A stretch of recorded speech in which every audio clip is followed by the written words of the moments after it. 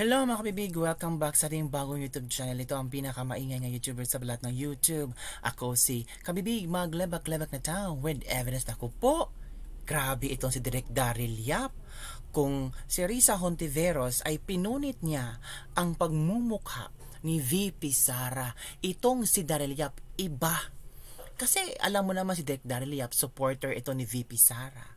Kasi si VP Sara kaibigan ni Senator Amy Marcos. 'Di ba?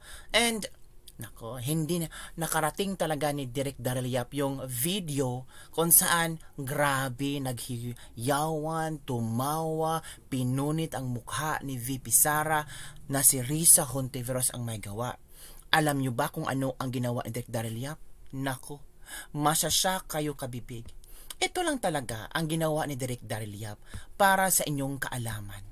O yan, pag-inggit, punit. Pag wala lang, atang. O, tingnan mo kabibig. Pagmumukha ni VP ba? Ni Risa Hontiveros, tapos may kandila. Para itong ano ba, November 1, November 2, kung saan ay inyong parang you are remembering the soul of the people who passed away. At talaga nag-o-offer, nag-aalay ka na pagkain, mga paboritong pagkain ng mga taong ito. Parang ito yung symbolism. Ay, iba si Risa. Grabe. Direk, kapag atang, dapat may yosi or tobacco. Tori na David, bahay na ginto. Ang tugon, patawarin at kaawaan nyo po ang kaluluwa na puro virus. Ito pa, magkasunod sila na nagpa-makeup. Ay, oo nga. Remember si Franz Castro yung papa-makeup? Tapos marami ang nagsabi, ano ba naman yan? Pati pag-makeup, parang iba ang mga sinasabi ng mga netizen. Ito pa, I laughed so hard, I almost dropped my binangkal recipe direct. Hala, uy, atang, kinararangan ng mga pay siguro. May the Lord grant eternal repose to her soul. Oh. Yan ha, yan po ang mga ang mga komento ng mga ilang netizen na talagang nagagalit din sa ginawa ni Risa Hontiveros. Ito pala yung sinabi ni Direk Daryl Yap. As you can see, nakita nyo na ba dyan? Yan mga kabibig, oh. Ito si Senator Risa Hontiveros. Habang pinupunit ang larawan ni Vice President Inday Sara Duterte, pag-inggit, punit. O, diba? Halata naman, no? Pag-inggit, punit. Diba? O, tawang-tawa pa siya. Tawang-tawa pa si Risa Hontiveros. O, napangisipa, napangangapa. O, diba? May mental issue, sabi ng isang netizen. Di na yang gawain na matinong tao. Naku po. Ito pa very happy siya. Oh, 'di ba? So, nag-comment talaga si Direk Daryl Yap. Of course, pati ako, 'di ba? VP Sara supporters tayo. Oh, kung ang mga sabihin nila na si Sara bratenela, mayabang, ano ang tawag nyo dito?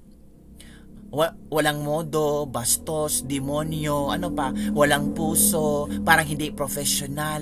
Ito ang tawag, mas napaka mababang uri ng pagkatao, mababang hayop ang sabihin natin, 'di ba? O dapat sana hinindian niya, hindi niya kinuha yung papel, or either kinuha yung papel tapos hindi niya pinunit, pero pinunit talaga niya. So meaning pag-inggit, punit.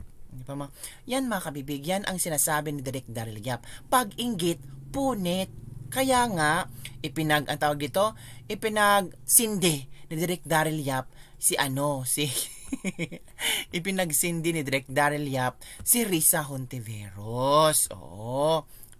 Well, walang magawa si Risa Hontiveros kasi sila ang nauna. Oh, yan Sila nauna, 'di ba? So labanan ito ng kung sino ang matatalo, hindi umiyak kayo, 'di ba? Sabi mga dito pag-inggit punit, pag wala lang atang. Oh, 'di ba? At maraming shares, mga kabibig. 146 shares na sa pinost ni Direk Daryl Yap. Ay ito ha, may kakaibang video. Kung sa video na nakita natin kung saan si Risa Hontiveros ay pinunit niya ang photo ni VP Sara. Itong video na to ay talagang nako, ito ang ganti ng mga supporters ni VP Sara. Ng isang support ito mga kabibig. Kita nyo yan? Yan From the far, yan mukha ni Risa Hontiveros, di ba? Ito ang ganti na isang netizen sa pinunit gamit ang paa. Nako, lowest level of punit na ba to? Di ba? Kabastusan ba to? Sila ang nauna. Kabastusan to. Pero sino ba ang nauna? So, bastusan versus bastusan na ito. Tingnan nyo kabibig, aguroy, ang sakit. Ang sakit, di ba? Nako, mga kabibig. Tapos ano pang gagawin mo dyan? Di ba? Nagmukha na siya si Alice Goo. Di ba mga kabibig? Hala ka. Naku. Ano kaya ang masasabi ni Risa Hontiveros dyan na ang mukha niya ay pinatungan ng paa tapos pinunit gamit ang paa? Ito kabibig, nakita niyo naman, di ba? Tingnan nyo. Di ba ang sakit-sakit naman yan kabibig? Yung mukha mo pinatungan ng paa tapos ang paa ang ginamit para punitin ang pagmumukha mong matandang-matanda na. Oy, grabe ka naman kabibig. Tingnan nyo naman, kunot-kunot na ang pagmumukha ni Risa Hontiveros dyan. Masama bang sabihin kunot-kunot ang pagmumukha? Bawal ba? Nakot, kayo talaga mga kabibig. Wala namang masama doon sa ginawa ni Risa Hontiveros. Ang masama lang ay may video. Sabi ng isang nila, sana hindi na lang siya nag-video. Sana hindi nila pinalaki ang issue. Ay, naku, sino nagpalaki? Si Risa Hontiveros, sila ang nagpalaki ng issue. Mas pinalala niya ang issue kasi sa ganitong video. Eto kabibig ha, may video ako na pag-usapan din natin. Grabe si Risa. Si Risa talaga ang trending ngayon mga kabibig. Tingnan nyo. Diba? Tawanan sila. Tingnan nyo. Si Bongbong pala yun. Bakit ang mga BBM supporters hindi nag-react? Okay lang pala sila na punit-punit ang pagmumukha ni BBM. Okay lang pala sa kanila. Wala silang pakialam kasi hindi pa sila bayad. Ito. Happy pa ang mga tao dyan. Mga low-level crazy people. Diba? Naku, ang baba. Hindi na ang kabibig. Tingnan nyo. Binalik. Diba? Grabe. Kaya na lang mag-vice presidente. Yan tayo di ba? Tapos, pag ginantihan na naman kayo, pag ginaya na naman ang kabastusan nyo, magsasabi na naman kayo, napaka-brate nila. Hindi naman sinagot ang tanong. Di ba? Yan yung problema Yung mga nagtatawanan, no? Natatawa na lang ako kasi yan yung mga gusto nila, disente ko ang pamumuno. Correct. Di ba? Yan yung mga taong gusto nila maayos ko ang pamumuno. Correct. Hindi ko bastos dapat ang pinagsasasabi. Pero tignan mo naman ang mga pinagagagawa nila. Hindi yung bastos sa kanila. Diba? Basurang-basura. Tama. Diba?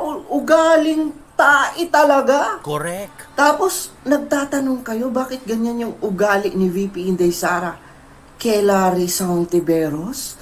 Kung tingnan mo naman, paano bastusin, di ba? At kung ano nung mga pinagsasasabi ni Risa Hontiveros kay VP Inday Sara, tapos nagtataka kayo, bakit ganyan ang ugali ni VP Inday Sara kay Risa Hontiveros?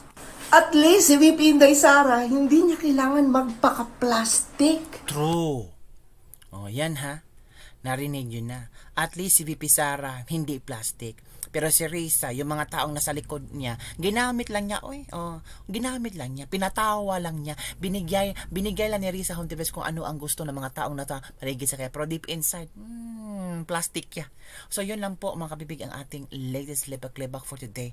Okay lang ba sa inyo ang ginawa ni Direk Daryl Yap na nagsindi ng kandila para sa picture ni Risa Hontiveros? Okay lang ba sa inyo na inapakan-apakan ang pagmumukha ni Risa Hontiveros sa video na isang netizen? Ay, ewan ko sa inyo, baka mag-video din kayo ng kung ano-anong gawin nyo sa pagmumukha ni Risa Hontiveros. Bahala na kayo, kung ganun ang magpapasaya sa puso mo, ganun ang way na ilabas mo ang galit mo kay Risa Hontiveros, gawin mo. So yun lang po mga bibigyan ng ating ladies for today. Don't forget to like, subscribe at share this video. Comment below. Tama lang ba nabastusin din natin si Risa Hontiveros? Sino ba nauna kang bibig? Si Risa Hontiveros. Don't forget to like, subscribe and share this video. Bye everyone. See you next time.